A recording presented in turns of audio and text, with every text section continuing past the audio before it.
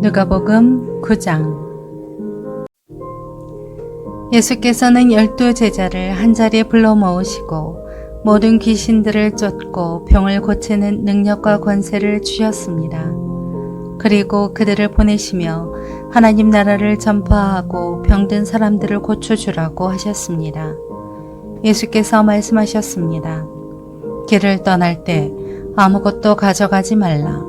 지팡이도 가방도 빵도 돈도 여벌옷도 가지고 가지 말라. 어느 집에 들어가든 그 마을을 떠날 때까지 그 집에 머물러 있으라.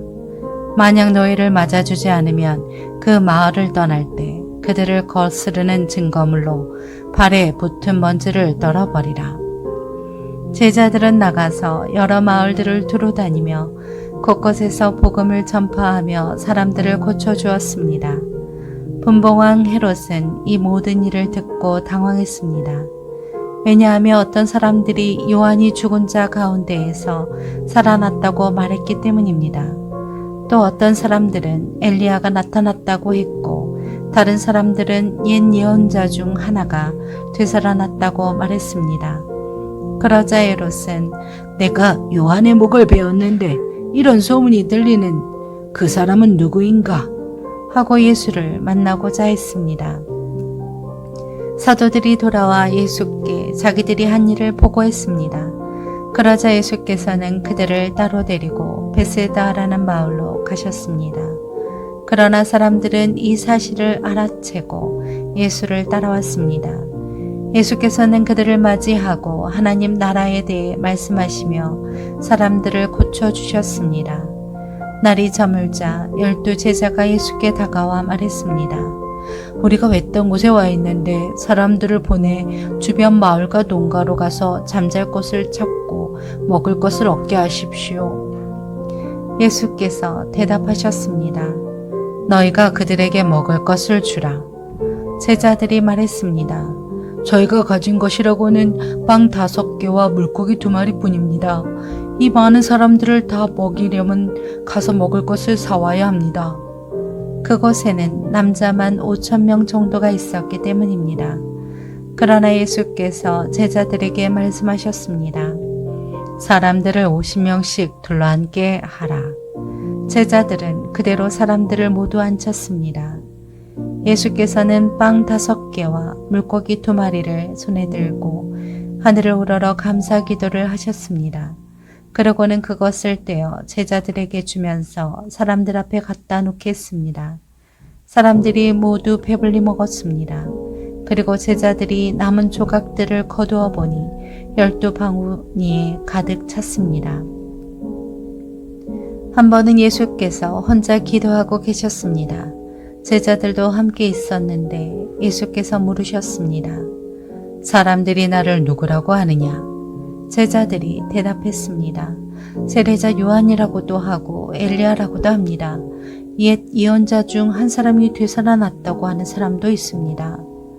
그러자 예수께서 물으셨습니다. 그러면 너희는 나를 누구라고 하느냐?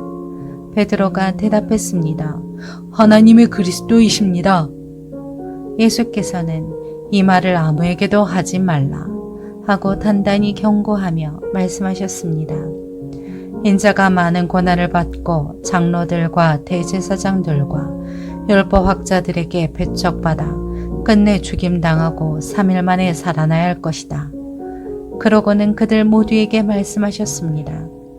누구든지 나를 따르려면 자기를 부인하고 날마다 자기 십자가를 지고 따라야 한다. 누구든지 자기 생명을 구하려는 사람은 잃을 것이요. 누구든지 나를 위해 자기 생명을 잃는 사람은 구하게 될 것이다. 사람이 온 세상을 다 얻고도 자기를 잃거나 빼앗긴다면 무슨 소용이 있겠느냐. 누구든지 나와 내 말을 부끄러워하면 인자도 자기 영광과 아버지와 거룩한 전사들의 영광 가운데 올 때 그를 부끄러워할 것이다. 내가 진실로 너희에게 말한다. 여기 서 있는 사람들 가운데 죽기 전에 하나님 나라를 볼 사람이 있을 것이다. 이런 말씀을 한 뒤 8일쯤 지나 예수께서는 베드로와 요한과 야고보를 데리고 기도하러 산에 올라가셨습니다. 예수께서는 기도하는 동안 얼굴 모습이 변하셨고 옷이 하얗게 빛났습니다. 그런데 갑자기 두 사람이 나타나 예수와 더불어 말을 하고 있었습니다.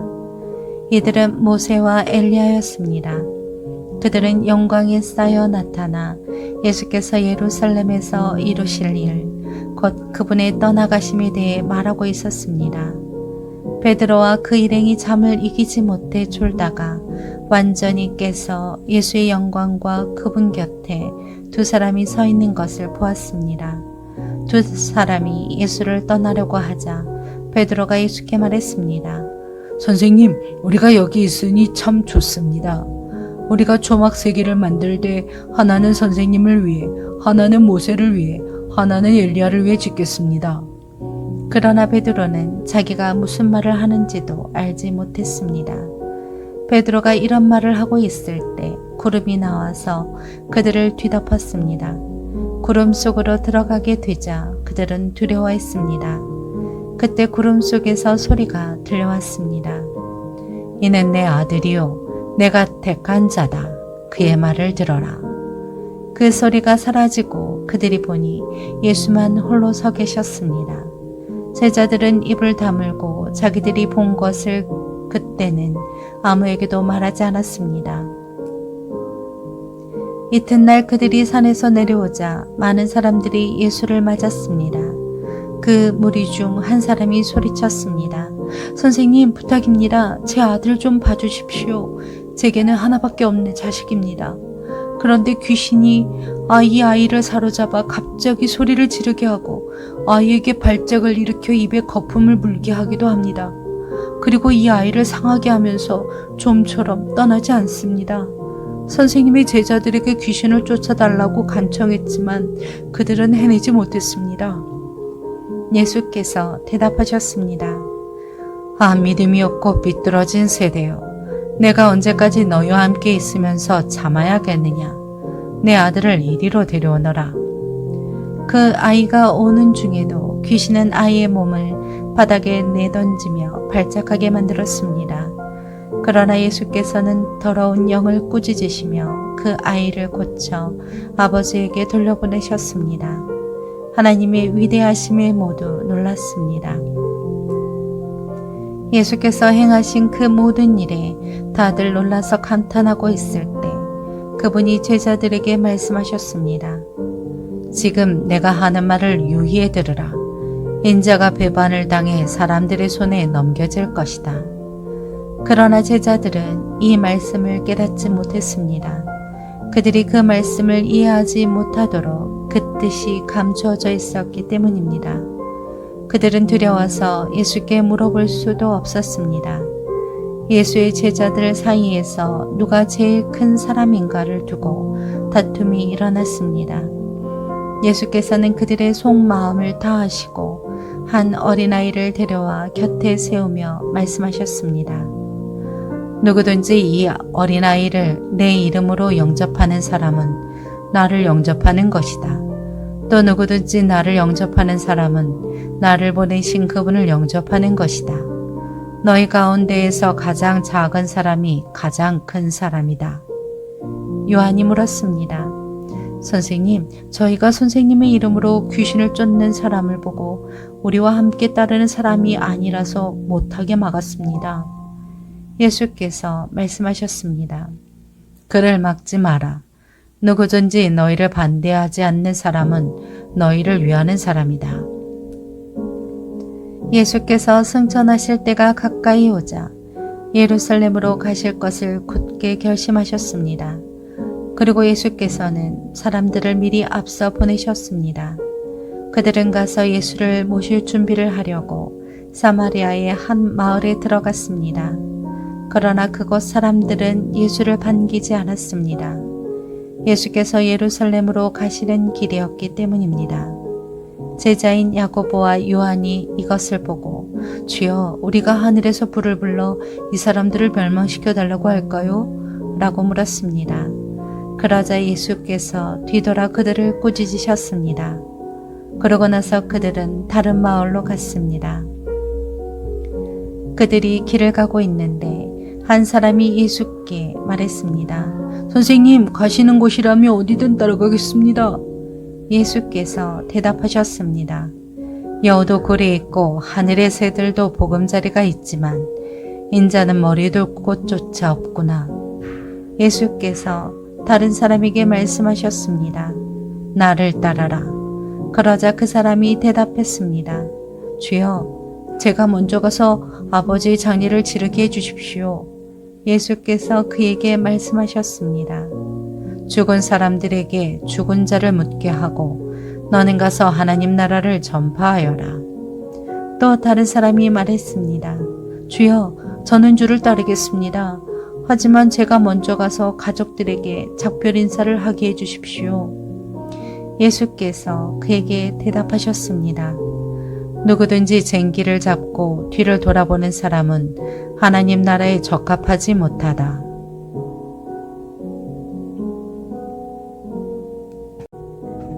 누가복음 10장. 그 후 주께서 다른 70명도 세우시고 예수께서 친히 가려고 하신 각 마을과 장소에 둘씩 짝지어 먼저 보내셨습니다. 예수께서 그들에게 말씀하셨습니다. 주수할 것은 많은데 일꾼이 적구나. 그러므로 주수하는 주인께 주수할 밭으로 일꾼들을 보내달라고 청하라. 이제 가라. 내가 너희를 보내는 것이 마치 양들을 이를 때에 보내는 것 같구나. 지갑도 가방도 신발도 가져가지 말고 가는 길에 아무에게도 인사하지 말라. 어느 집에라도 들어가면 먼저 이 집에 평화가 있기를 빕니다 라고 말하라. 그것에 평화의 사람이 있으면 내 평화가 그 사람에게 머물 것이요 만약 그렇지 않으면 너희에게 돌아올 것이다. 그 집에 머물면서 그들이 주는 것을 먹고 마시라. 일꾼은 자기 삭슬 받는 것이 마땅하다. 이 집 저 집 옮겨 다니지 말라. 어느 마을에 들어가서 너희를 받아들이면 너희 앞에 차려진 음식을 먹으라. 그리고 그곳에 사는 병자들을 고쳐주고 하나님 나라가 가까이 왔다라고 말하라. 그러나 어떤 마을에 들어가든지 사람들이 너희를 환영하지 않으면 거리로 나가 이렇게 말하라. 우리 발에 붙은 너희 마을 먼지도 너희에게 떨어버리고 간다. 그러나 하나님 나라가 가까이 왔다는 것을 알아야 한다. 내가 너희에게 말한다. 그날의 소돔이 그 마을보다 견디기 더 쉬울 것이다. 고라시나 내게 화가 있을 것이다. 벳세다야 내게 화가 있을 것이다. 너희에게 베푼 기적들이 두로와 시돈에서 나타났다면 그들은 벌써 오래전에 베옷을 입고 죄를 뒤집어 쓰고 앉아 회개했을 것이다. 그러나 심판날이 되면 두로와 시돈이 너희보다 견디기 더 쉬울 것이다. 그리고 너 가버나움아, 내가 하늘까지 높아지겠느냐? 아니다. 너는 저 음부에까지 내려갈 것이다. 너희 말을 듣는 사람은 내 말을 듣는 것이요 너희를 배척하는 사람은 나를 배척하는 것이다. 또 나를 배척하는 사람은 나를 보내신 그분을 배척하는 것이다. 70명이 기쁨에 넘쳐 돌아와 말했습니다. 주여, 주의 이름을 대니 귀신들도 우리에게 복종합니다. 예수께서 말씀하셨습니다. 사탄이 하늘에서 번개처럼 떨어지는 것을 내가 보았다. 보라, 내가 너희에게 뱀과 정갈을 밟고 원수의 모든 능력을 이길 권세를 주었으니 그 어떤 것도 너희를 해치지 못할 것이다. 그러나 귀신들이 복종하는 것을 기뻐하지 말고 너희의 이름들이 하늘에 기록된 것을 기뻐하라. 그때 예수께서 성령으로 기쁨에 넘쳐 말씀하셨습니다. 하늘과 땅의 주인이신 아버지요, 내가 아버지를 찬양합니다. 이 모든 것을 지혜롭고 학식 있는 사람들에게는 감추시고 어린아이들에게는 드러내셨으니 말입니다. 그렇습니다. 아버지여, 이것이 바로 아버지의 은혜로우신 뜻입니다. 내 아버지께서 모든 것을 내게 맡기셨습니다. 아버지 외에는 아들이 누구인지 아는 사람이 없습니다. 아들과 또 아버지를 계시하려고 아들이 택한 사람 외에는 아버지가 누구인지 아는 사람이 없습니다. 그러고 나서 예수께서는 뒤돌아 제자들에게 따로 말씀하셨습니다. 너희가 보는 것을 보는 눈은 복이 있다. 내가 너희에게 말한다. 많은 예언자들과 왕들이 지금 너희가 보는 것을 보고자 했으나 보지 못했고 너희가 지금 듣는 것을 듣고자 했으나 듣지 못했다. 한 율법학자가 일어나 예수를 시험하려고 물었습니다. 선생님, 제가 무엇을 해야 영생을 얻을 수 있습니까? 예수께서 말씀하셨습니다. 율법에 무엇이라 기록되어 있느냐? 너는 그것을 어떻게 읽고 있느냐? 율법학자가 대답했습니다. 내 마음을 다하고 내 목숨을 다하고 내 힘을 다하고 내 뜻을 다해 주 내 하나님을 사랑하라고 했고 또 내 이웃을 내 몸같이 사랑하라고 했습니다. 예수께서 대답하셨습니다. 내 말이 옳다.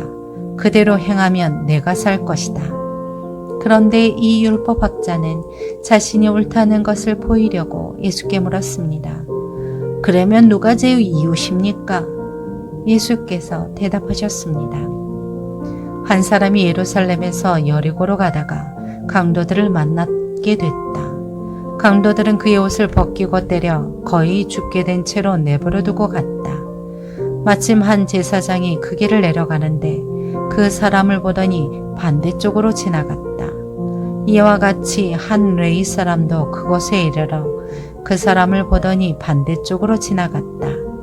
그러나 어떤 사마리아 사람은 길을 가다가 그 사람이 있는 곳에 이르러 그를 보고 불쌍한 마음이 들어 가까이 다가가 상처에 기름과 포도주를 바르고 싸맸다. 그러고는 그 사람을 자기 짐승에 태워서 여관에 데려다가 잘 보살펴 주었다. 이튿날 사마리아 사람은 여관 주인에게 이 데나리온을 주며 저 사람을 잘 돌봐주시오. 돈이 더 들면 내가 돌아와서 갚겠소 라고 말했다. 너는 이 세 사람 중 누가 강도 만난 사람의 이웃이라고 생각하느냐? 율법학자가 대답했습니다. 자비를 베푼 사람입니다. 예수께서 그에게 말씀하셨습니다. 너도 가서 이와 같이 하여라. 예수께서 제자들과 함께 길을 가다가 한 마을에 이르시니 마르다란 여인이 예수를 집으로 모셨습니다. 마르다에게는 마리아라는 동생이 있었습니다. 그 동생은 주의 발 앞에 앉아 예수께서 하시는 말씀을 듣고 있었습니다. 그러나 마르다는 여러 가지 접대하는 일로 정신이 없었습니다. 그래서 마르다가 예수께 다가와 말했습니다. 주여, 제 동생이 저한테만 일을 떠맡겼는데 왜 신경도 안 쓰십니까? 저를 좀 거들어 주라고 말씀해 주십시오. 주께서 대답하셨습니다. 마르다야, 마르다야, 너는 많은 일로 염려하며 정신이 없구나. 그러나 꼭 필요한 것은 한 가지뿐이다. 마리아는 좋은 것을 선택했으니 결코 빼앗기지 않을 것이다.